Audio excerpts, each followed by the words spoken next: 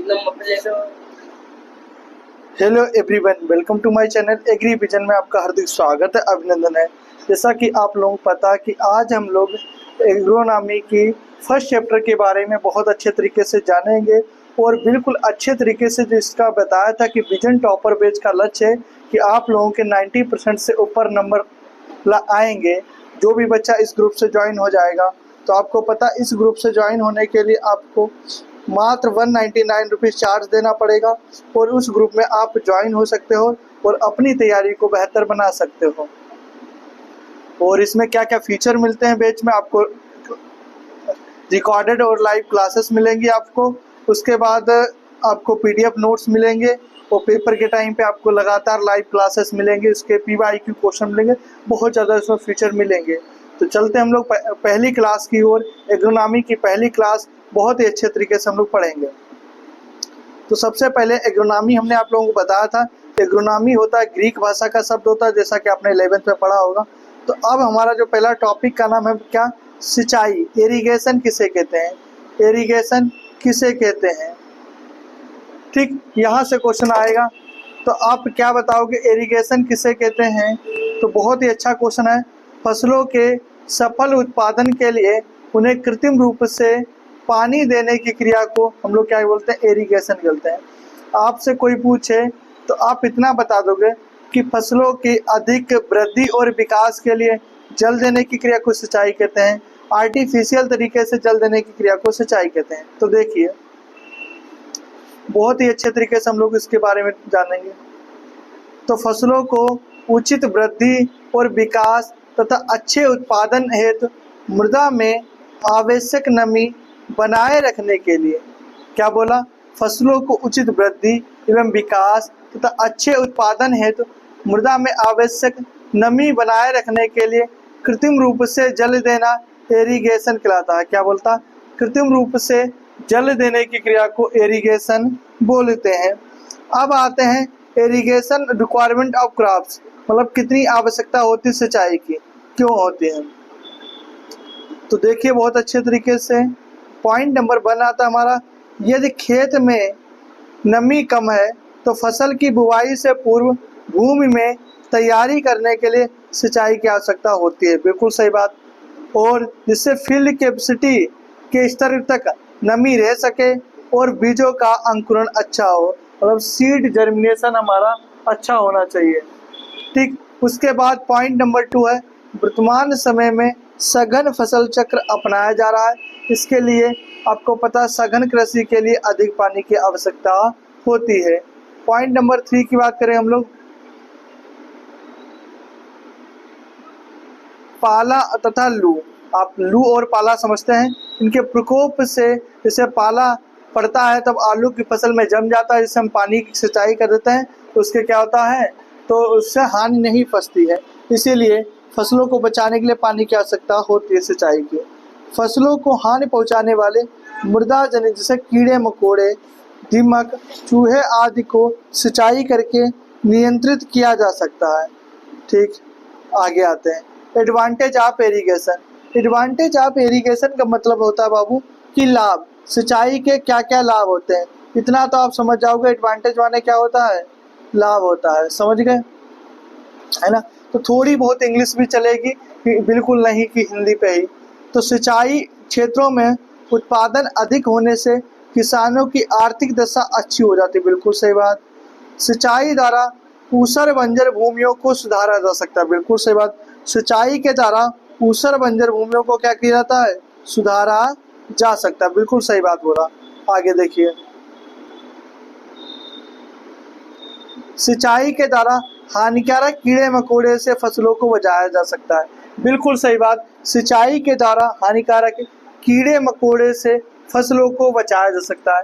सिंचाई के द्वारा ऊसर जल बंजर भूमियों को सुधारा जा सकता है।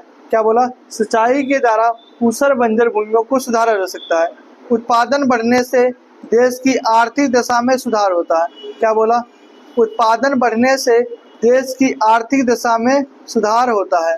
अब आते हैं हम लोग हानियों की बात करेंगे। मृदा में जल की अधिकता हो जाने के कारण मृदा में रहकर लाभदायक क्रिया करने वाले सूक्ष्म जीव कैसे होते हैं, निष्क्रिय हो जाते हैं। मतलब जो हमारे एजोटोबैक्टर राइजोबियम जीवाणु पाए जाते हैं वो क्या करते हैं, निष्क्रिय हो जाते हैं बहुत से बीज पर। अधिक सिंचाई से प्रारंभिक खर्च क्या होता है, अधिक होता है, बिल्कुल सही बात। अधिकतर सिंचाई से खरपतवार बीज बहकर आ जाते हैं, बिल्कुल सही बात। ये हो गए हमारी सिंचाई से हानियां हो गए। अब आता है importance of water for plant. क्या पौधों के लिए जल का महत्व क्या है, पौधों के लिए जल का महत्व। तो इतनी हिंदी आप लोग इतनी इंग्लिश समझ सकते हो। तो क्या बताया जल के लिए महत्व क्या होता है। जैसा कि हम जानते हैं जीवधारी के लिए जीवन का भौतिक आधार है। जैसा कि हम जानते हैं क्या है, जीवधारियों के लिए जीवन का भौतिक आधार है, बिल्कुल सही बात।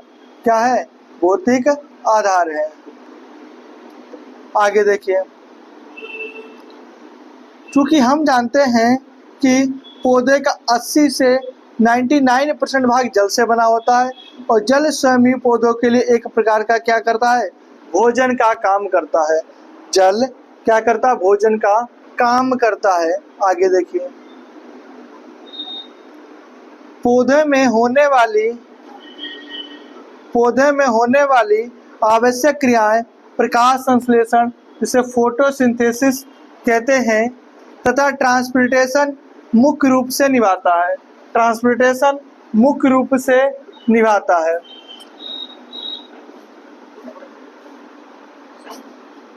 मुख्य रूप से निभाता है। अगला पॉइंट है, खेत में पानी का प्रयोग करने से फसलों को पानी और लू से बचाया जा सकता है, बिल्कुल सही बात। पॉइंट नंबर नेक्स्ट, बीजों के अंकुरण के लिए नमी आवश्यक होती है, बिल्कुल सही बात। तो बीजों का अंकुरण के लिए क्या होता है, नमी आवश्यक होता है। सिंचाई जल का उपयोग करके खेतों को समतल किया जा सकता है, बिल्कुल सही बात। सिंचाई जल का प्रयोग करके भी खेतों को कुछ हद तक समतल किया जा सकता है। अब हम लोग सिंचाई का निर्धारण किसके आधार पर करते हैं, तो देखिए नंबर बनाता सिंचाई का निर्धारण, सिंचाई कब की जाए, सिंचाई कितनी की जाए, सिंचाई किस प्रकार की जाती है। अगर फील्ड कैपेसिटी हमारी 1/3 ATP हो या बिल्टिंग पॉइंट 15 ATM हो, तब क्वेश्चन ये आता है मृदा में नमी किससे नापी जाती है। वेरी वेरी इंपॉर्टेंट क्वेश्चन है आपके एग्जाम के लिए, चाहे आप एंट्रेंस एग्जाम ले लिए चाहे आप बोर्ड एग्जाम ले लिए, दोनों के लिए बहुत ही महत्वपूर्ण है। तो आपसे कोई पूछे मृदा में नमी किससे नापी जाती है, तो टेंसियोमीटर के द्वारा नापा जाता है। किसके द्वारा, टेंसियोमीटर के द्वारा, टेंसियोमीटर के द्वारा। ठीक, आप समझ सकते हो, लिख सकते हो। आपसे कोई पूछे तो आप बता दोगे किससे नापे जाते हैं।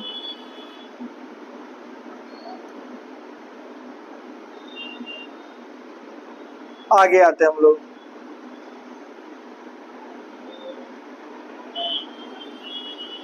टॉपिक नंबर 2 है विभिन्न फसलों में सिंचाई है तो क्रांतिक अवस्था है। बहुत ही अच्छा टॉपिक है और बहुत ज़्यादा यहाँ से क्वेश्चन आपके एग्जाम में बनते हैं। नंबर 1 क्या क्या क्वेश्चन बनते हैं आपके एग्जाम के लिए। नंबर 1 आपका क्वेश्चन आता है धान। धान का साइंटिफिक नेम होता है हमारा ओराइजा सटाइवा होता, पोएसी कुल के पौधे होते हैं। इसकी जो सिंचाई की होती है सीडलिंग स्टेज होती है, टेलरिंग स्टेज होती है, पेनिकल इंटिएशन स्टेज होती है, मतलब फूल आने पर होता है, दुग्धावस्था होते हैं। तो आपको मेन स्टेज ये वाली होती आने चाहिए, सीडलिंग और टेलरिंग स्टेज और दुग्धावस्था पे होती है। और आगे आते हैं हम लोग किस पे, गेहूं की। तो गेहूं की हमारी कितनी 6 सिंचाई होते हैं। सबसे इम्पोर्टेंट कौन सी होती है, CRI स्टेज होती है। CRI इसको बोलते हैं शिखर जड़ अवस्था। ये कितने दिन बाद की जाती है, 21 से 25 दिन बाद की जाती है।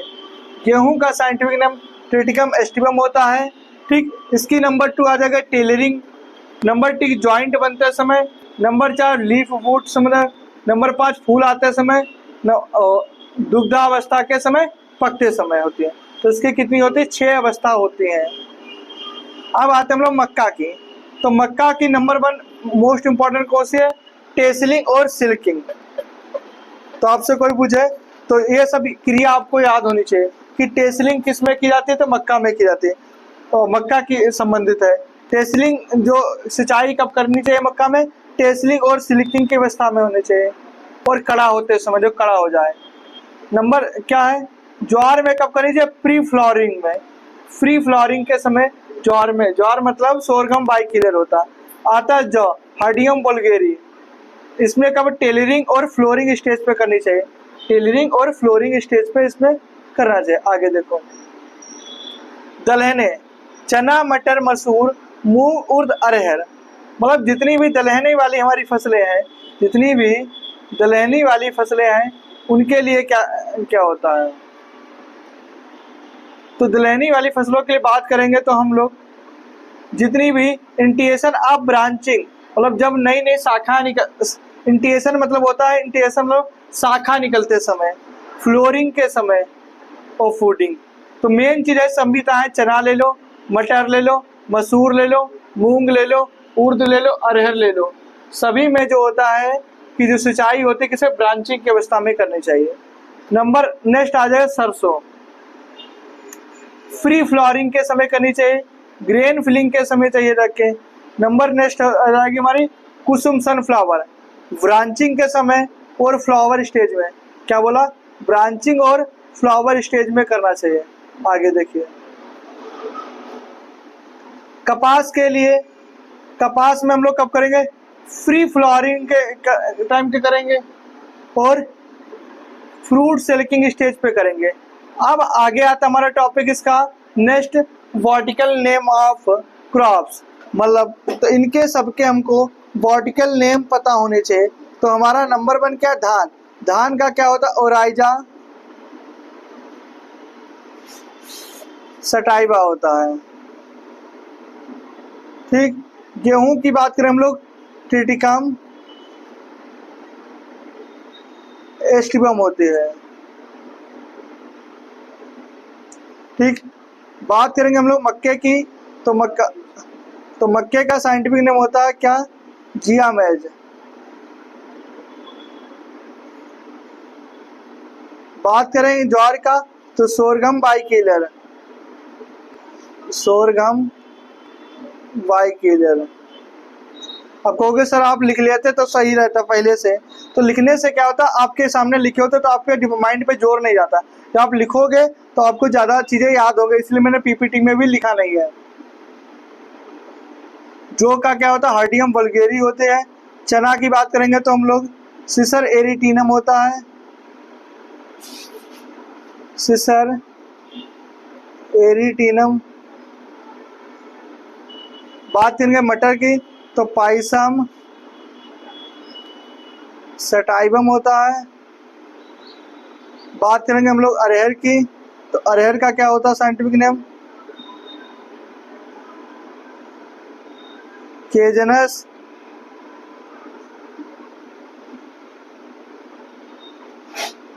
केजान होता है। बात करेंगे सरसों की, तो ब्रेसिका स्पेसीज होता है। बात करेंगे हम लोग फूल गोभी की, तो ब्रेस्का ओलेसिया होता है।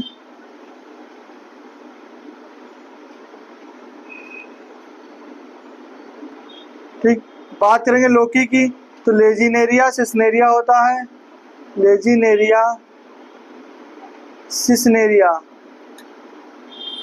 सिसनेरिया। पढ़ने वाला बच्चा समझ लेगा क्या लिखा रहता है, क्योंकि आपको जो मैं बोल रहा हूँ उसको याद रखना, तो लिख लोगे आप आराम से। लास्ट आता है प्याज का, एलियम सीपा होता है।